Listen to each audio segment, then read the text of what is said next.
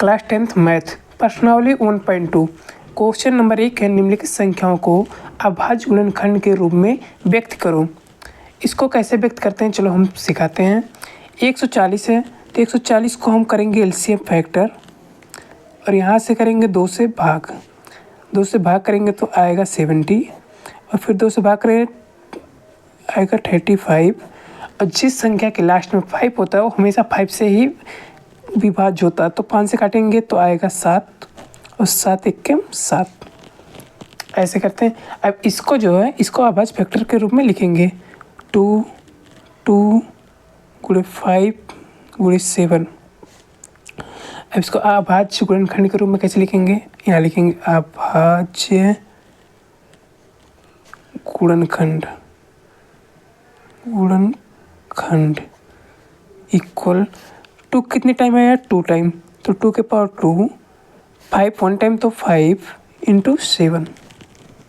और ऐसे ही दूसरा भी प्रश्न होगा, इसको भी करेंगे एलसीएम 2 से डिवाइड करेंगे। अब 15 156 है तो पहले हम दो संख्याओं को देखेंगे। ठीक, दो संख्याओं को 7 दूना 14, एक हासिल बचा तो एक हासिल यहाँ 16 तो 8 दूना 16। ऐसे करते हैं एलसीएम। फिर इसको 2 से डिवाइड करेंगे।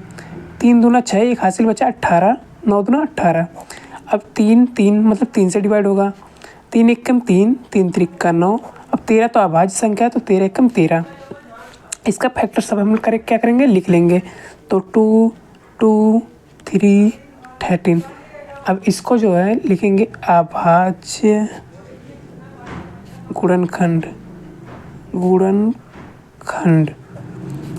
तो 2 टाइम यहाँ आया है, 2 टाइम 2 टाइम आया है तो 2 का स्क्वायर इंटू 3 इंटू 13 हो गया सवाल सॉल्व। अब आ जाते हैं हम चौथे क्वेश्चन में। यहाँ देखिए 3825 को फैक्टर के रूप में लिखना है। तो पहले हम 5 से काटेंगे, क्यों, जिस संख्या के लास्ट में 5 होता है उसमें से 5 से ही विभाज्य होता है। तो 7 बचे 35, हासिल बचा 3 तो यहाँ हो जाएगा 32। देखिए 3 यहाँ रहेगा और 2 32 तो 6 बचे 30, हासिल 2 बचा। अब 2 यहाँ बचा तो ये जो 25 25 25। फिर इसको हम काटेंगे 5 से, क्यों, क्योंकि लास्ट में 5 है।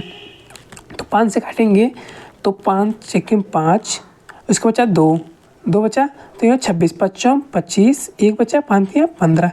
153 किस पहाड़ी में आता है, पहले इसको 3 से काटेंगे। कितने से काटेंगे 3 से, 3 5 15, 3 एकम 3, फिर 3 से काटेंगे 17 तो ये कितना होता है दोस्तों 51। उसके बाद फिर 17 एक अभाज्य संख्या तो 17 एकम 17।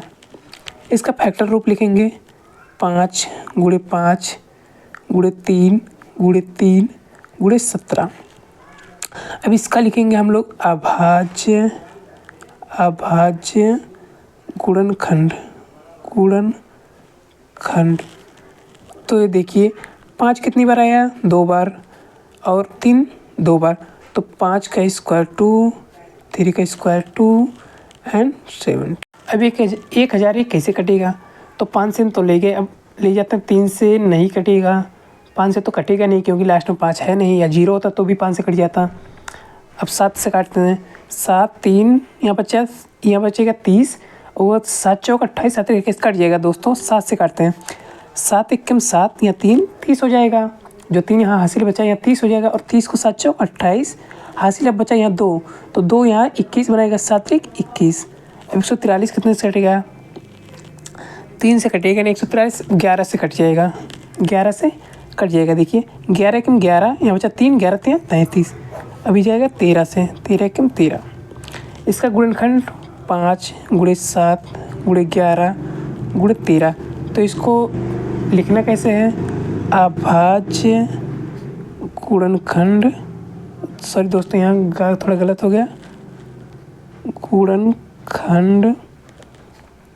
तो सब देखिए एक एक टाइम में आया है, कोई 2 बार नहीं आया, तो डायरेक्ट यही होगा, कुछ करना ही नहीं है, बस यही हो गया आंसर। ऐसे ही करना है सब। तो इस संख्या को हम डायरेक्ट काटेंगे 17 से। कितने से 17 से। अब देखो 17 चौक का कितना होता है 68, हासिल बचा 6 हो गया 62। तो 17 चौक के 68 और हासिल 6 62 हुआ। उसके बाद 17 3 51, उसके बाद हासिल बचा 11 119, 17 सत्ते 119 कट गया। अब इसको काटेंगे 19 से, 19 दूना 38, 5 और यहाँ बचा 57, तो 19 यहाँ 57। अब इसको काटेंगे 23 से 23, ये हो गया अभाज्य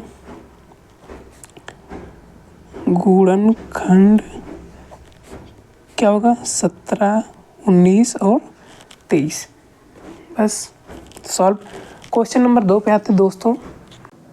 क्वेश्चन नंबर 2 है दोस्तों, पूर्णांकों के निम्नलिखित युग्मों को एलसीएम और एचसीएफ ज्ञात करें तथा इसकी जांच कीजिए कि दोनों संख्याओं का गुणनफल इक्वल होता है एलसीएम गुणे एचसीएफ है। तो दो संख्या हमारे दी गई हैं 26 और 91। 26 और 91 का पहले हम निकालेंगे फैक्टर। क्या निकालेंगे फैक्टर? 2 गुणे 13 होता है 26 और ये होता है 3 से काटेंगे, कटेगा 3 नहीं कटेगा, 13 सत्ते 91। तो देखिए इसका एचसीएफ और एलसीएम दोनों निकल के आ जाएगा। कैसे?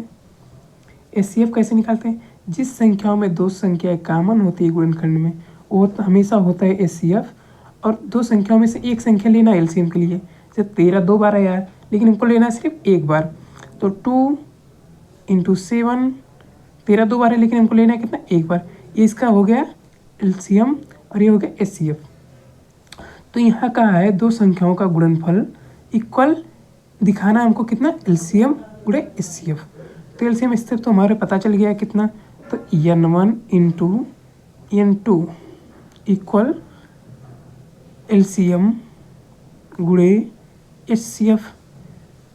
तो हमारा n1 ये हमेशा क्या है? n1 है और ये n2। तो n1 हमारा है 26 गुणे 91 इक्वल एलसीएम हमारा कितना है? एलसीएम इधर है 2 गुणे 7 गुणे 13 और एचसीएफ कितना है? 13। अब देखिए हम इसको काटते हैं, 13 दूना 26 कट गया और 13 सत्ते 91 कट गया, मतलब 0 इक्वल 0। तो ये क्या हो गया? सिद्ध हो गया गाइस, ये सिद्ध हो गया। जैसे दोनों बराबर आना चाहिए, बराबर नहीं है तो समझ लो गलत है। और देखिए एचसीएफ एलसीएम का गुणा हमेशा दो संख्याओं के गुणनफल के बराबर है, ये सिद्ध है।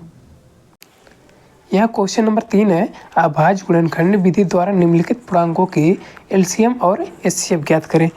तो यहाँ पर कुछ संख्या दिया गया है, तो यहाँ फिर इसका क्या करेंगे? पहले हम निकालेंगे गुणनखंड इसका निकालेंगे। किसका किसका? पहले 12 का, 15 का और 21 का। तो इसका गुणनखंड क्या होगा? 12 का होगा 3 गुणे 4 और इसका 3 गुणे 5, सॉरी इसका होगा 3 गुणे 7। ये होगा क्या? इसका गुणनखंड। तो इसमें देखिए कॉमन क्या दिख रहा है आपको? हमको तो 3 कॉमन दिख रहा है, तो 3 जो कॉमन है मतलब तीनों में है, यह इसका हो जाएगा एचसीएफ। ठीक, अब यहाँ पे एलसीएम क्या होगा? 3 तो एक ही टाइम लिखेंगे। अभी पिछले क्वेश्चन में हमने बताया कि 3 जो चीज़ें आए जितनी बार आया हो हर एक गुणनखंड में वो एक कॉमन ही होता है। तो 3 गुणे 4 गुणे 5 गुणे 7, ये इसका हो गया एलसीएम। तो इसका गुणा कितना होगा? 4 × 5 = 20 और 7 × 21, तो 20 गुणे 21 कितना हो जाएगा? 21 × 9 = 420। इसका क्या होगा? LCM answer. जिसका गुणनखंड नहीं होता उनका एचसीएफ 1 होता है और एलसीएम तो निकाल रहे हैं। देखिए 17 गुणे 23 गुणे 29, क्यों? गुणनखंड तो है नहीं। 17 गुणे 29 की है, 17 × 9 = 153, ठीक, हासिल 15, 17 दूना 34 और 15 49, 493 हो गया। उसके बाद इसका गुणा 23 में कराएंगे, 23 × 3 = 69, 23 × 9 = 207 और 6 हो जाएगा 213, हासिल 21, 23 × 4 = 92 और 21 हो जाएगा 113। ये इसका क्या हो गया? एलसीएम। क्वेश्चन नंबर 4 की तरफ चलते हैं। क्वेश्चन नंबर 4 है दोस्तों, एचसीएफ 306 और 697 इक्वल 9 दिया है। एलसीएम 306, 697 ज्ञात करें। तो इसको कैसे हल करेंगे देखते हैं। अब एक फार्मूला तो आप जानते हैं, n1 × n2 इक्वल होता है एलसीएम H2 एचसीएफ। तो n1 इंटू दिया है, ये क्या है n1 है, ये n2 है, तो n1 n2 की जगह n1 n2 रखेंगे, ठीक है। अच्छा जो गाइस हमको एलसीएम निकालना है तो हम इसको इधर कर लेते हैं, एलसीएम को इधर, एलसीएम, तो उधर क्या बचा एचसीएफ और इधर क्या बचा n1 n2, तो n1 गुणे n2 बटे क्या हो जाएगा एचसीएफ। अब आसानी होगा आपको निकालने में, कैसे देखते हैं। n1 कितना है 306, n2 कितना है 697 और इससे हमारा कितना दिया है 9। एक क्या हमारा निकल के आएगा एलसीएम, तो 9 से कटेगा कोई, 9 त्रिक 70, 9 चौक 36 से कट जाएगा, 9 त्रिक 27, 9 चौक 36, ये कट गया। अब इसका गुणा कराएंगे इसमें, पहले हम इसका गुणा करते हैं 2 से, कितना देखिए इसका फैक्टर हम देखिए स्मार्ट ट्रिक आजमाना चाहिए, 2 से कराएंगे, ठीक। तो 2 से करेंगे 7 दूना हो जाएगा 14, इसका यहाँ 14, उसके बाद 5 दूना 10, 1 11, 6 दूना 12, 1 13, ये 2 का अब इसका गुणा 14 पे करा देंगे, डायरेक्ट आ जाएगा 14 चौक का 56, 14 एकम 14 और 5 कितना हो जाएगा 19, 14 एकम देखिए 14 चौक के 56 हासिल 5, अब 14 एकम 14 5 19 हासिल 1, उसके बाद 14 3 19 और 14 3 42, 42 1 43, 14 एकम 14 और 4 19, सॉरी 14 4 18, सॉरी 19, 14 3 42 1 43, 14 एकम 14 4 18, ये हो जाएगा इसका एलसीएम आंसर। ऐसे करना है। क्वेश्चन नंबर 5, जांच कीजिए कि किसी संख्या प्राकृत संख्या n के लिए संख्या n अंक 0 पर समाप्त हो सकती है। पहले तो हम समझेंगे प्राकृत संख्या कहता है, प्राकृत संख्या 1 2 3 डॉट डॉट डॉट अनंत तक, कहाँ तक होता है अनंत तक ये होता है, 1 2 3 4 अनंत तक कोई भी संख्या हो सकती है। तो 6n का है, तो पहले हम 6n का क्या निकालेंगे गुणनखंड, गुणनखंड 6n का गुणनखंड क्या होगा 2 3 और n, तो इसको हम ब्रैकेट में करके ऐसे कर लेते हैं, सही रहेगा ना। और 0 पे वो संख्या समाप्त होती है जो जैसे देखिए 2 × 5 कितना होता है 10 होता है, तो 0 पर अर्थात 0 पर वो संख्याएं समाप्त होती हैं जो 2 × 5 n के रूप में होता है। अब आप भी बताइए 6n है कितना है 6n, ये समझने के लिए इधर 6n है, n की जगह हम 1 रखेंगे तो 6 आएगा 0 पे नहीं, 2 रखेंगे 12 आएगा तब भी 0 नहीं आएगा, उसके बाद जब हम 3 रखें तो 18 तब भी 0 नहीं आएगा। तो अतः 6n जो है 0 पर समाप्त नहीं होगी, ये इसका क्या हो जाएगा आंसर। नंबर 6, व्याख्या कीजिए 7 × 11 × 13 प्लस 13 और 7 × 6 × 5 × 4 × 3 × 2 × 1 प्लस 5 भाज्य संख्या है।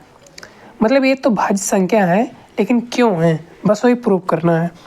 तो कैसे होगा, हम इस संख्या को मानते हैं a, इस संख्या और इस संख्या को मानते हैं b, तो a बराबर हमारा कितना होगा 7 × 11 × 13 प्लस 13 और b इक्वल होगा हमारा 7 × 6 × 5 × 4 × 3 × 2 × 1 प्लस 5।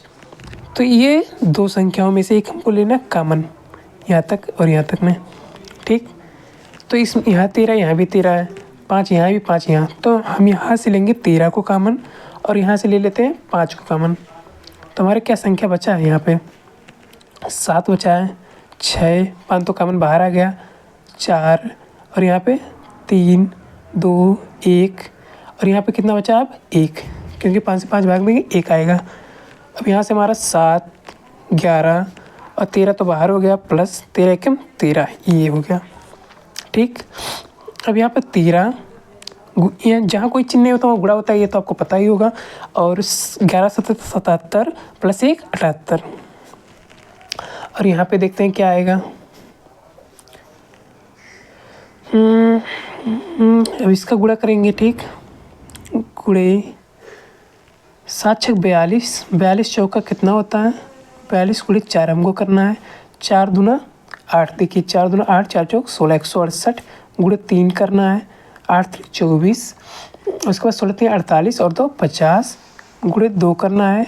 तो गुणे 2 हो जाएगा हमारा 1008 प्लस 1, मतलब कि टोटल रिजल्ट हमारा 5 गुणे 1009।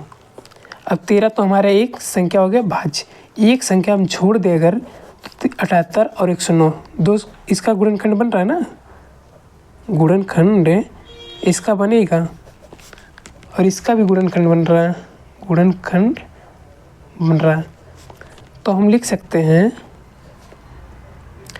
एक संख्या को छोड़कर, एक संख्या को छोड़कर एक अन्य संख्या गुणनखंड के रूप में हो सकती है, अतः यह संख्या भाज्य है। ये हो जाएगा इसका आंसर। क्वेश्चन नंबर 7 है दोस्तों, किसी खेल के मैदान के चारों ओर एक वृत्ताकार पथ है। इस मैदान का एक चक्कर लगाने में सोनिया को 18 मिनट लगते हैं। सोनिया को कितने लगते हैं? 18 मिनट। जबकि मैदान का एक चक्कर लगाने में रवि को कितने लगते हैं? 12 मिनट। मान लीजिए वे दोनों एक ही स्थान और एक ही समय पर चलते हैं, मतलब चलना प्रारंभ करके एक ही दिशा में चलते हैं। कितने समय बाद वे पुनः प्रारंभिक स्थान पर मिलेंगे? तो ये क्वेश्चन सिर्फ दिखने में बड़ा है, बहुत छोटा क्वेश्चन है। तो सोनिया को कितने मिनट लगते हैं? सोनिया को 18 मिनट लगते हैं, 18 मिनट इतना है, ठीक। और रवि को 12 मिनट, रवि को कितने मिनट लगते हैं? 12 मिनट। तो बस इनका कुछ नहीं करना दोस्तों। जब ये बोले क्वेश्चन कि पुनः प्रारंभिक स्थान पर कब मिलेंगे, कितने समय बाद, तो बस इनका सिर्फ निकालना हम लोग को एलसीएम। क्या निकालना? एलसीएम। 18 और 12 का एलसीएम निकालेंगे। एलसीएम तो भी बताएं दो संख्याओं को कैसे निकालते हैं। 2 से भाग देंगे, ये आएगा 9, ये आएगा 6। फिर अब 2 से ये आएगा 9, क्योंकि कटेगा नहीं, ये आएगा 3। फिर 3 से इसको काटेंगे, 3 3 का 9, 3 एकम 3, फिर 3 से काटेंगे, 3 एकम 3, 3 एकम 3। तो इसका एलसीएम कितना आया? 2 गुणे 2 गुणे 3 गुणे 3, 2 दूना 4, 3 12, 3 36। इसका एलसीएम कितना है? 36। यही हो जाएगा इसका आंसर। तो दोस्तों ये वीडियो आपके लिए जो थोड़ा सा भी हेल्पफुल हुआ होगा तो इसको लाइक करके सब्सक्राइब करिए और अपने दोस्तों में शेयर करिए।